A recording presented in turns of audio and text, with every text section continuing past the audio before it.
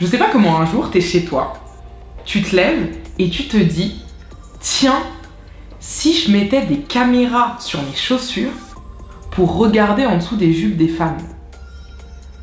Comment ça vient dans un cerveau ça?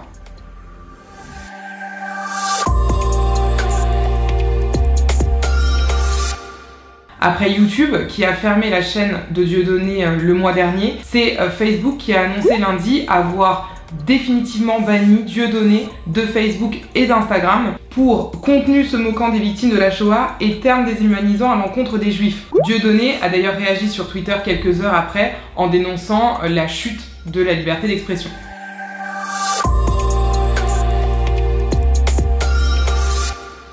Mardi, on a parlé de la mise en examen du laboratoire pharmaceutique Sanofi dans l'affaire de la Dépakine. Vous le savez peut-être, en février dernier, Sanofi avait déjà été mise en examen pour blessures involontaires et tromperie aggravée.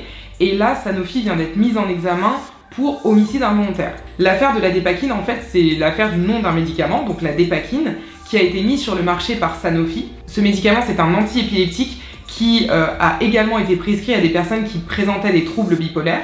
Et donc, il y a un certain nombre de femmes enceintes qui étaient sous Dépakine pendant leur grossesse et qui ont donné naissance à des enfants avec des malformations. Il y a même plusieurs bébés qui sont décédés entre 1990 et 2014. Et donc finalement, le cœur de cette affaire, c'est de savoir si à l'époque où Sanofi a mis sur le marché ce médicament, est-ce que Sanofi savait que le médicament présentait un danger pour la santé et l'a quand même commercialisé malgré cette connaissance? Ou alors est-ce que Sanofi l'ignorait et donc a mis le médicament sur le marché sans savoir à l'époque que ça pouvait présenter un danger pour la santé?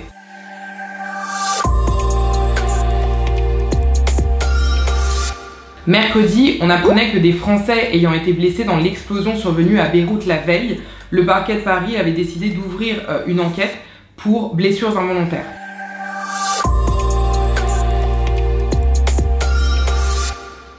Jeudi, je vous ai fait un petit rappel sur le voyeurisme et sur les sanctions encourues en cas de voyeurisme parce que j'avais lu une histoire dans le Parisien dont je vous parlais sur un homme, un ancien commissaire de police qui a été interpellé au BHV Marais, donc dans un magasin, alors qu'il avait mis des caméras sur ses chaussures.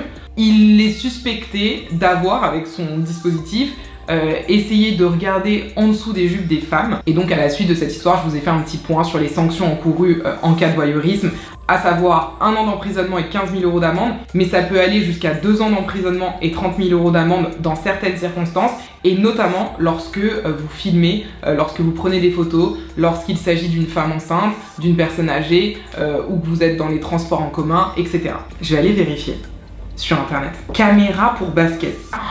Ça existe, acheter caméra espion. Mais ça existe. Cet article est en rupture de stock. Donc en fait, c'est un truc qui est beaucoup demandé, les caméras pour chaussures. Je dis toujours, je vous expliquais qu'à partir de la rentrée prochaine, enfin celle qui arrive, la rentrée 2020, il ne faudra plus dire que l'école est obligatoire jusque 16 ans et après 16 ans, on fait ce qu'on veut, on est libre, si on veut, on fait rien. Puisque un décret a été publié qui prévoit que désormais, les jeunes âgés de 16 à 18 ans sont obligés d'être inscrits et donc de suivre une formation. Formation, ça s'entend au sens large, il y a un certain nombre de dispositifs qui sont assimilés à des formations alors que vous n'êtes pas dans une école classique en tant que telle, mais l'idée, je pense que tout le monde la comprend, l'idée en fait c'est d'éviter le décrochage et d'être rattaché à quelque chose en fait, qu'on ait encore une trace de vous et qu'on sache ce que vous faites jusqu'à vos 18 ans. Jeudi, enfin, ont été publiés 2 décrets qui sont venus assouplir la réglementation assez stricte applicable à la publicité à la télé et applicable à la diffusion de films à la télé. Vous le savez, aujourd'hui, peu importe l'endroit où vous êtes en France et peu importe qui vous êtes, si vous regardez la même chaîne de télé à la même heure, vous allez avoir le même spot publicitaire. Si vous regardez TF1 à 18 h, que vous soyez à Lille, à Paris, à Strasbourg, à Marseille, vous voyez exactement la même pub. Et bien là, le décret prévoit que désormais, la publicité pourrait être ciblée, si vous voulez, ou segmentée. C'est-à-dire qu'en fonction du lieu où vous vous trouvez et en fonction d'autres critères, type quels sont vos centres d'intérêt par exemple, eh bien, vous n'aurez pas la même publicité alors que vous regardez la même chaîne à la même heure. Ça, c'est la première chose sur la publicité. Le décret prévoit également, toujours sur la publicité, que désormais pourront être diffusées à la télé des publicités pour le cinéma. Aujourd'hui, si vous y réfléchissez, vous n'avez jamais vu de pub à la télé vous disant tel film actuellement au cinéma ou tel film bientôt au cinéma. Bah, vous ne l'avez jamais vu, tout simplement parce que c'est interdit, et c'est sur cette interdiction que revient le décret en disant que désormais, il pourra y avoir des publicités pour le cinéma à la télé. Le deuxième décret, lui, vient assouplir la réglementation qui est applicable à la diffusion de films à la télé. Jusqu'à présent, les chaînes en clair, donc TF1, M6, etc., devaient respecter une réglementation très stricte pour pouvoir diffuser des films à la télé, et par exemple, il y avait des restrictions tenant aux jours ou aux horaires sur lesquels il n'était pas possible de diffuser des films. Par exemple, le mercredi, par exemple, le samedi. Eh bien, le décret publié revient sur cette réglementation pour l'assouplir, de sorte que désormais, il sera beaucoup plus facile pour les chaînes de diffuser des films en clair le samedi soir à 20h30 par exemple.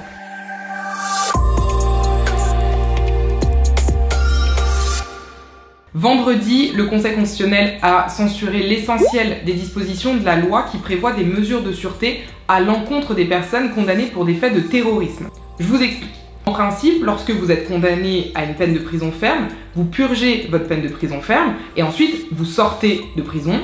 Vous ne devez plus rien à personne, vous reprenez votre vie, vous allez habiter où vous voulez, vous parlez à qui vous voulez, vous faites le travail que vous voulez, vous ne travaillez pas si vous voulez, bref, vous faites ce que vous voulez, vous ne devez plus rien à la société. Sauf que, compte tenu du danger ou du risque de récidive que peuvent présenter les personnes condamnées pour des faits de terrorisme, le Parlement a décidé de prendre une loi prévoyant la possibilité de soumettre ces personnes, une fois qu'elles avaient purgé leur peine, à un certain nombre d'interdictions et de restrictions qui, certes, portent atteinte à leur liberté, mais devaient éviter ou limiter le risque de récidive. Exemple, leur interdire de fréquenter certaines personnes, leur interdire de fréquenter certains lieux, les contraindre à venir pointer entre guillemets au commissariat, parfois même les contraindre à porter un bracelet. Le Conseil constitutionnel a censuré la loi en disant « Sur le principe, moi je suis pas contre les mesures de sûreté parce que ça vise à protéger l'ordre public. Simplement, là, tel que c'est fait dans votre loi, c'est trop attentatoire aux droits et libertés. Donc la loi n'est pas conforme à la Constitution.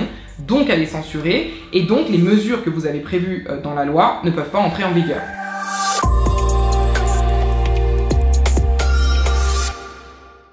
Samedi, le préfet de police de Paris a annoncé que le port du masque serait obligatoire dans certains secteurs à forte affluence à compter de lundi 8h pour les personnes âgées de 11 ans et plus.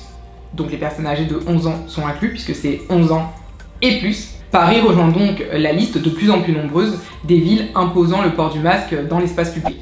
Voilà, c'est la fin de mes actualités de la semaine. Je vous souhaite une très belle semaine, prenez bien soin de vous et à dimanche prochain.